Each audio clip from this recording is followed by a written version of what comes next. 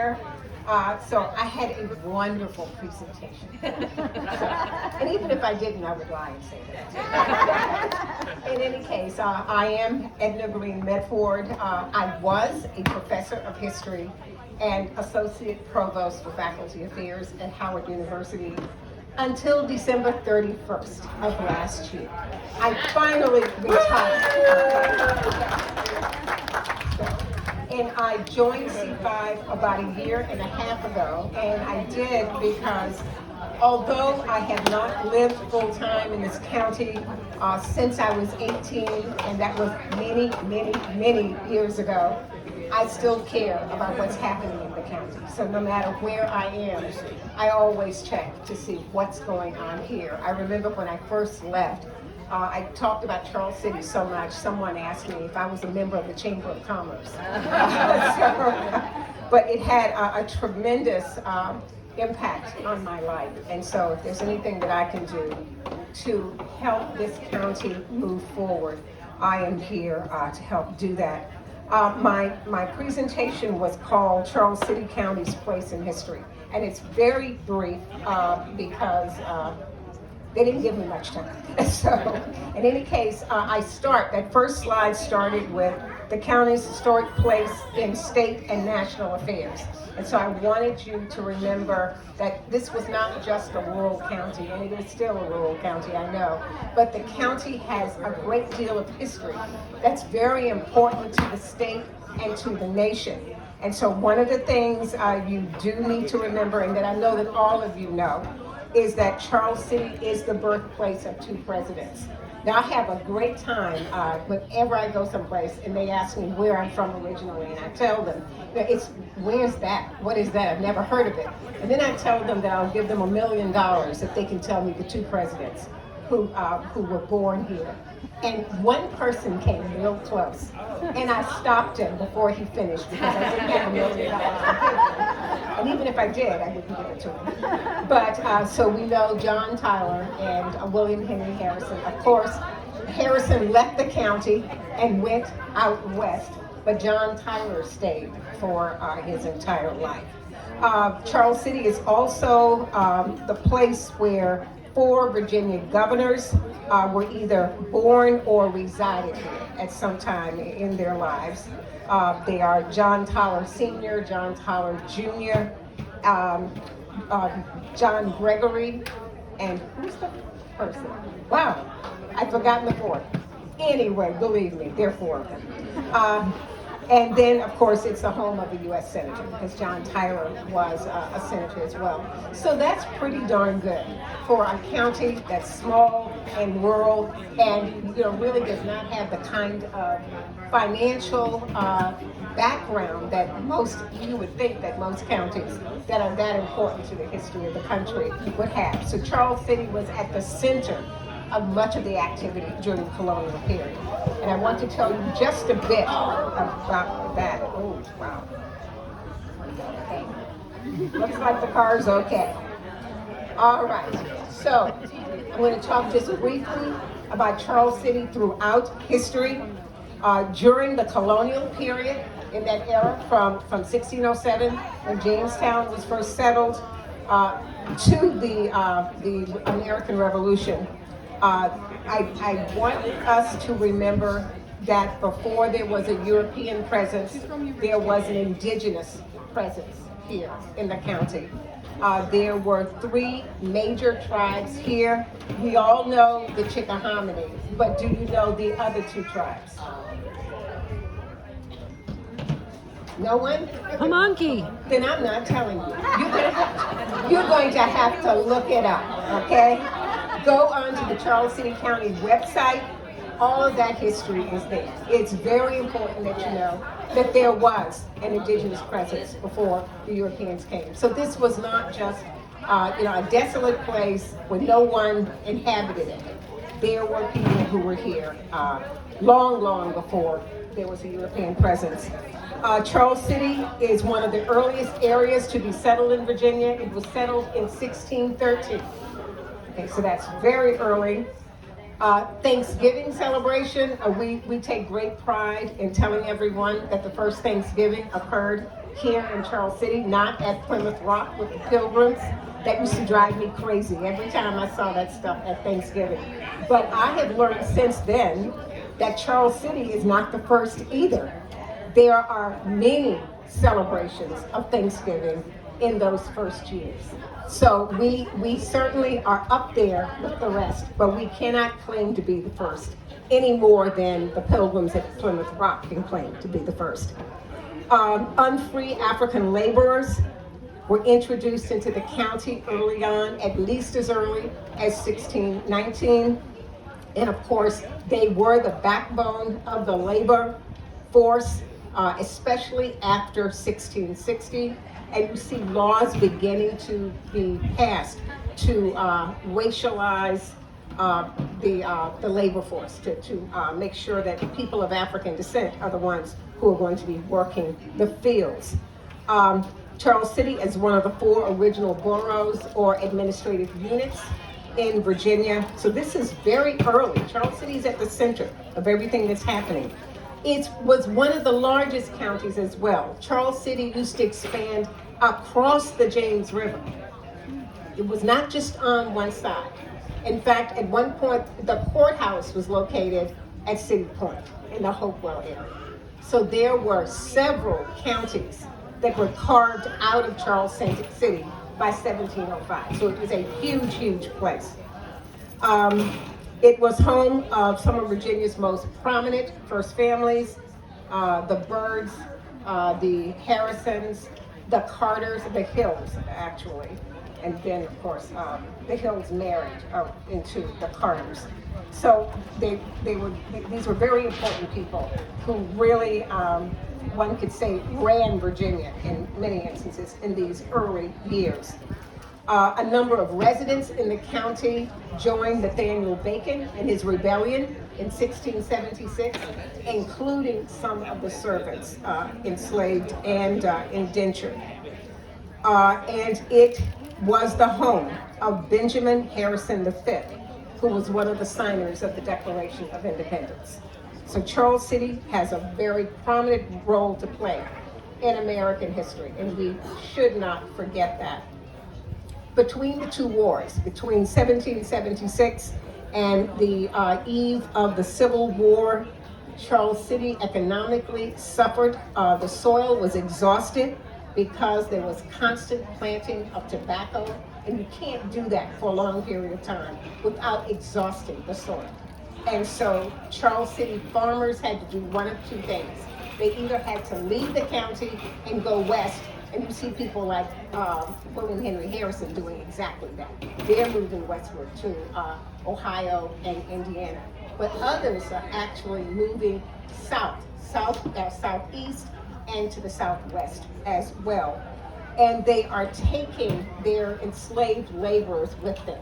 And so I was always sort of floored when I looked at primary sources, and there are lots of them, on what's happening in Charles City during this particular period. There are people who are being transported from Mississippi to Alabama to Texas. So you may have relatives in Texas today that you don't even know anything about. And of course, there was a growth during this period of the free Black population. And the population was growing because as the soil was exhausted and people moved out, then a lot of what they're doing is they're either taking the enslaved population with them, or they are freeing people, or they are hiring them out because they don't need them in the fields as much as they did before. So it's not that they get rid of them. Some of them are freed, but many of them are either sold away from their families, or they're sent to Richmond to work in the different industries in Richmond, especially the tobacco industry. And when they are hired out, it's a double-edged sword. What it does is it gives people a larger venue to grow in. It shows them another part of the world, but it also separates them from their families.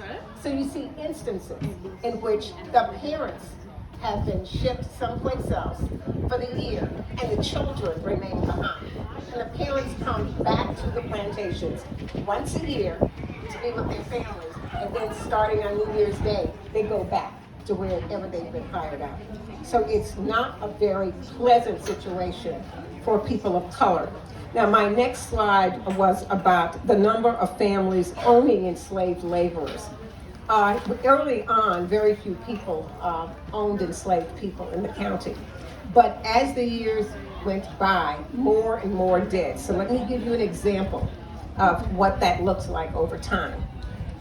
In 1860, 69 families in the county owned between 1 and 4 enslaved people. 43 families owned 5 to 9 enslaved people. 42 owned 10 to 19, that's a lot of people. And 28 owned 20 to 49. So that means that the person who was holding these people enslaved were considered planters. These are some of the wealthier people.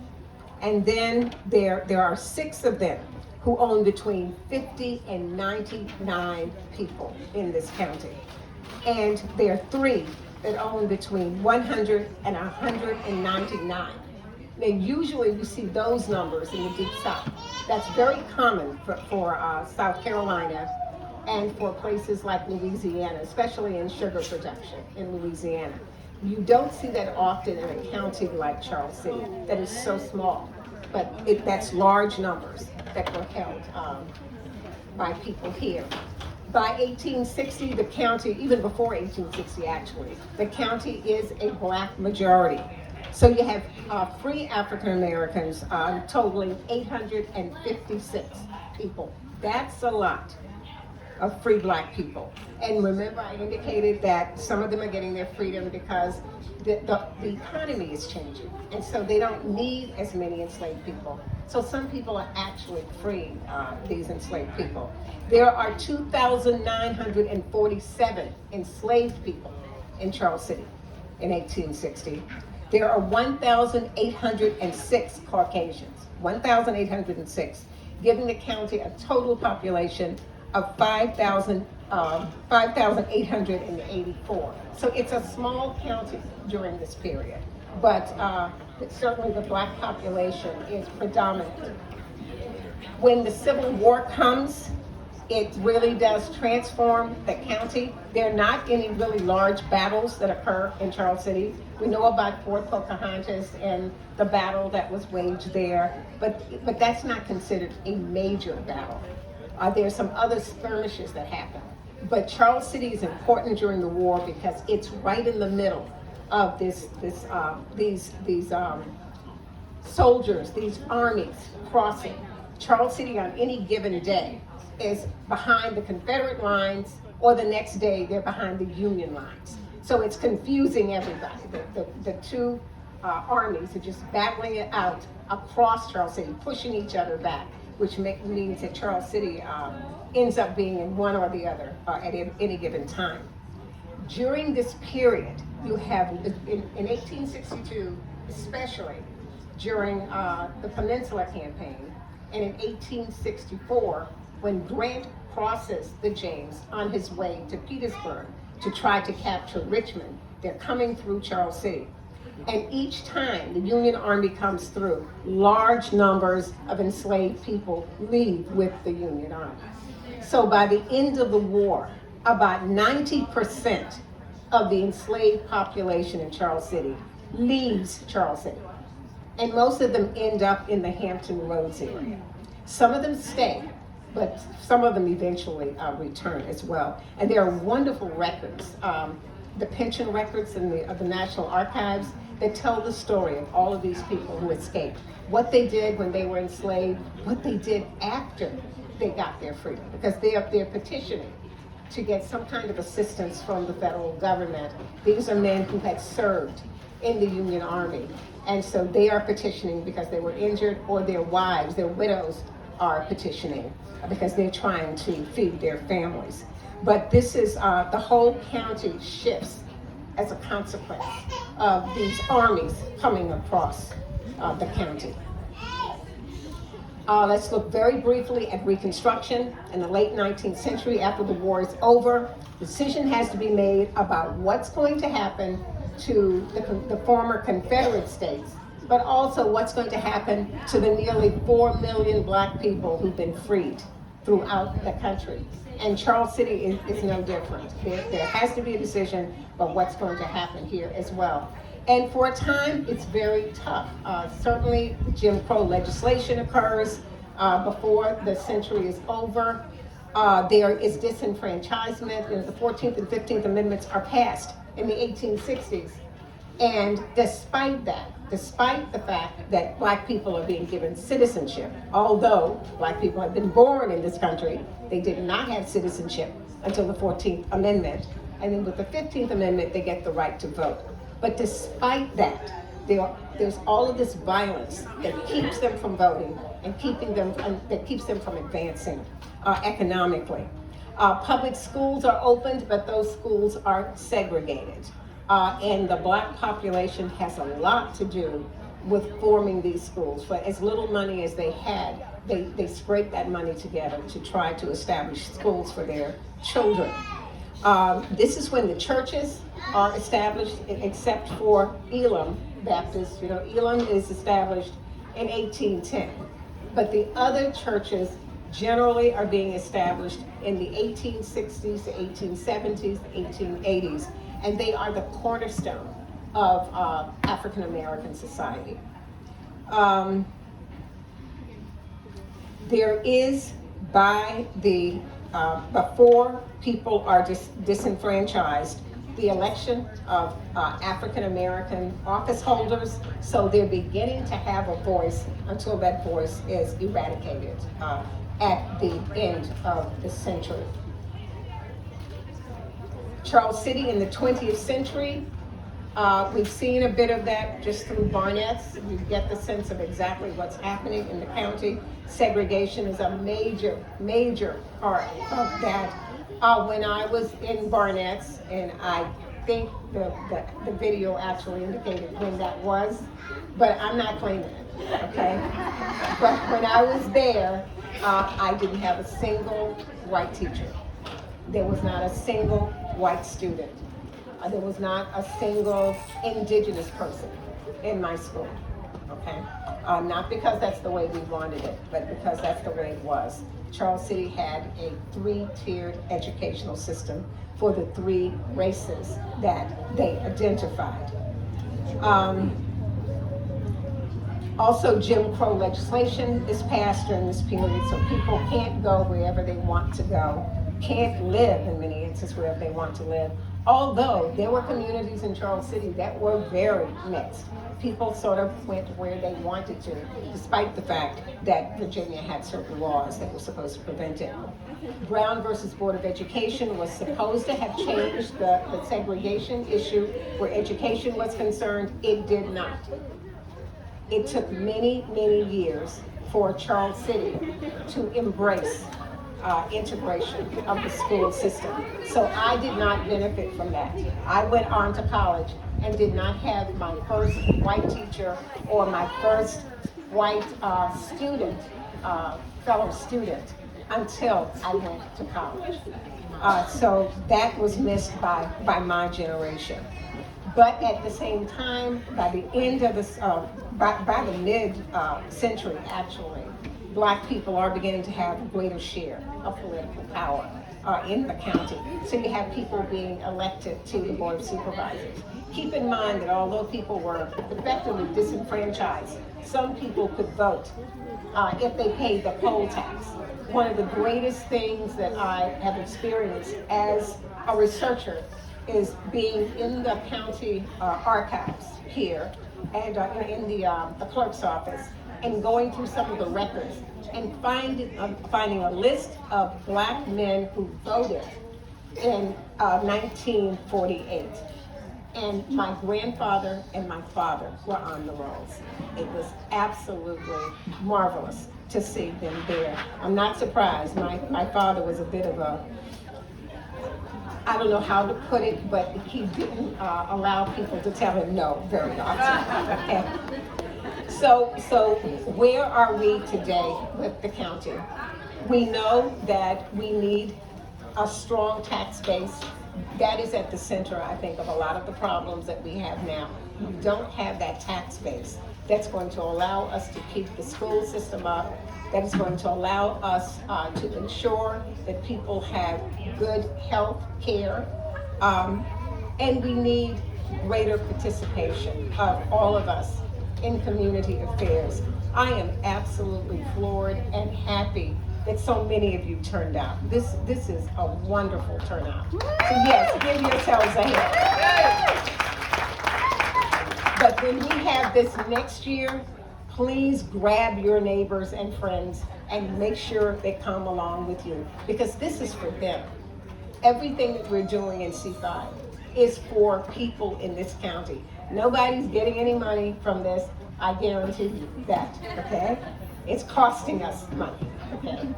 But we're willing to make the sacrifice because we care about each and every one of you.